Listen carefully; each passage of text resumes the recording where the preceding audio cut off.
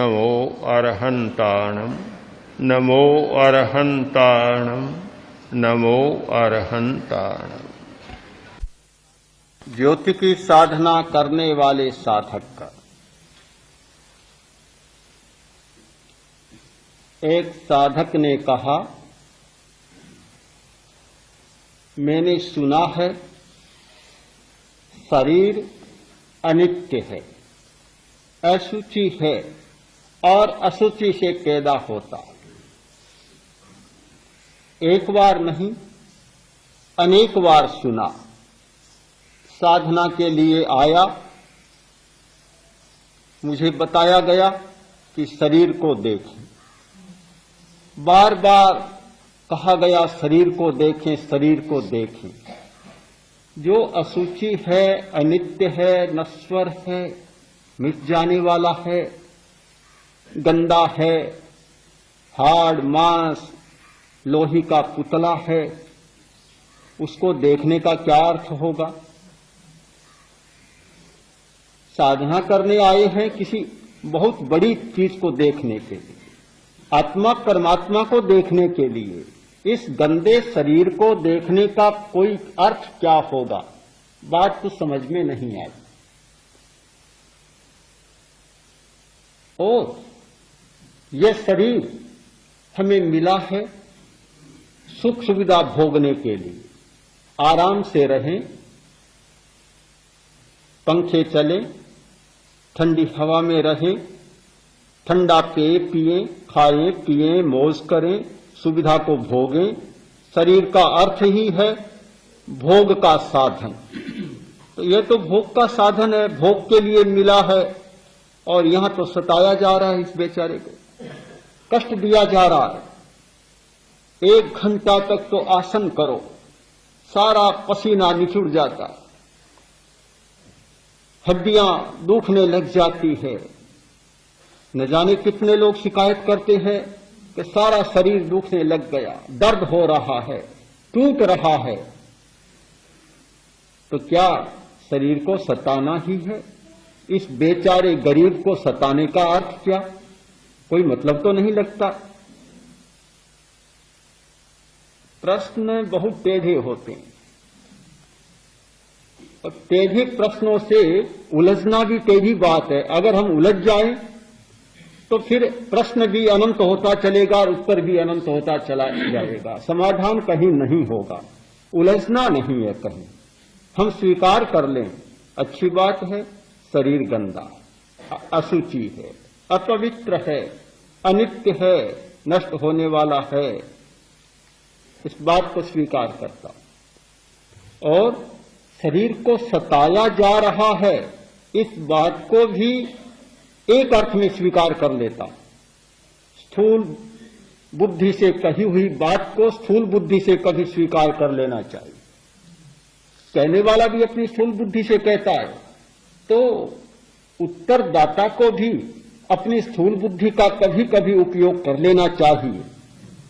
सामने वाला भड़के नहीं। बैल को लाल झंडी दिखाने से कोई अर्थ नहीं होगा, और भड़क जाएगा। इसलिए लाल झंडी को नीचा कर लिया जाए। हमने देखा, यात्राओं में देखा, आचार्य श्री पाठ विहार करते हैं, आगे झंडा चलता है। गाय हो या भैंस, कोई भी पशु झंडा देखा और चौकन्ना हो जाएगा, पूंछ ऊंची हो जाएगी और आक्रमण की मुद्रा में आ जाएगा।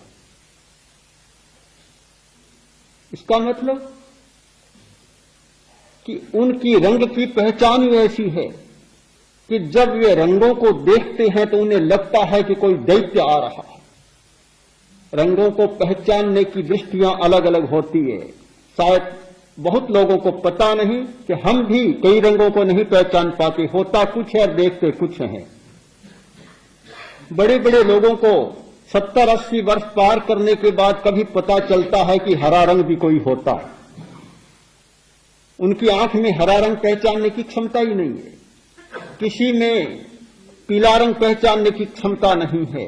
अलग अलग आंख की भी क्षमताएं होती है, पहचाना नहीं जाता। तो जब पशु भड़कता है तो फिर उसको लाल झंडी दिखाने से मतलब क्या? कोई अर्थ नहीं होता। मैंने भी उनके दोनों तर्कों को स्वीकार कर लिया। स्वीकार करना भी बुरा नहीं होता, कभी कभी अच्छा होता है।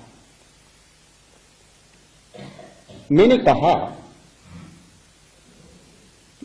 शरीर अशुचि है, ये बात तुमने सुनी और सुनाने वालों ने सुनाई, दोनों सही है। सुनाने वाला भी गलत नहीं और सुनने वाला भी गलत नहीं, मानने वाला भी गलत नहीं, बिल्कुल गलत नहीं। हम जानते हैं साफ कि हर आदमी जन्म लेता मर जाता, अनित्य है।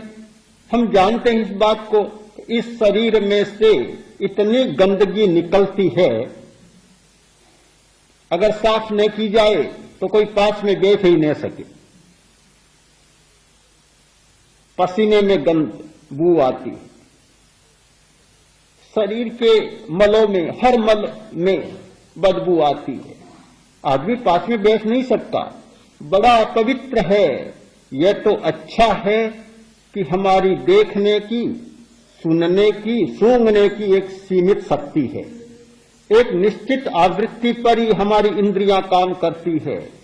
अगर ये इंद्रियां असीम काम करने लगे तो आदमी अपने शरीर के पास भी नहीं रह सकता, दूसरे के पास तो नहीं रह सकता, अपने शरीर के पास भी नहीं रह सकता।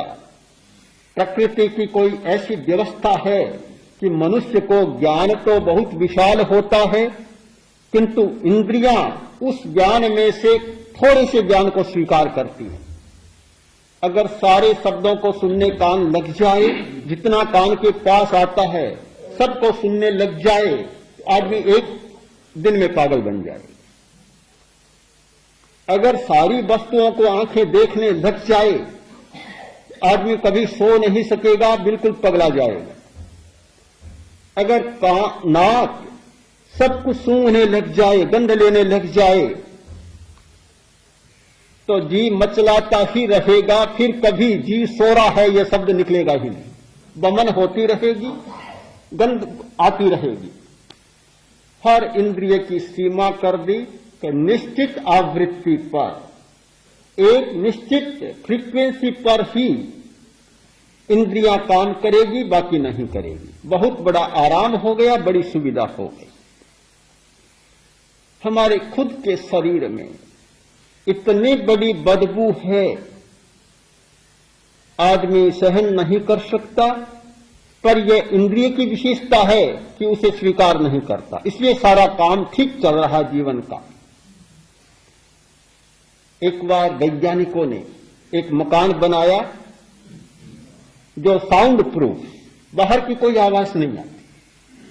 मकान बना लिया, अब भीतर बैठे प्रयोग के लिए कुछ आदमी बैठे तो खट खट मशीनें चलने लगी।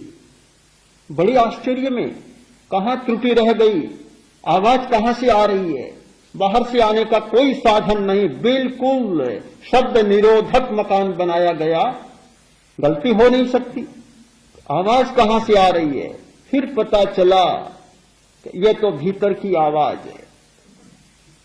रक्त चल रहा है, धमनियां चल रही हैं, हृदय चल रहा है, नाड़ी संस्थान का फंक्शन हो रहा है। ये तो भीतर की मशीनों की खटखटाहट है। जब बाहर की खटखटाहट होती है तो भीतर की खटखटाहट का पता नहीं चलता। जब बाहर की आवाज बंद होती है तब पता चलता है कि भीतर में कितनी मशीनें चल रही है और कितनी भयंकर आवाजें हो रही, कितने स्पंदन है। हाँ, कितने स्पंदन है। जब ध्यान की गहराई में जाते हैं तब पता चलता है कि भीतर में कैसे स्पंदन हो रहे हैं, पहले पता ही नहीं चलता। हमारे शरीर की ऐसी व्यवस्था है, इसलिए सारा जीवन का काम ठीक चल रहा है।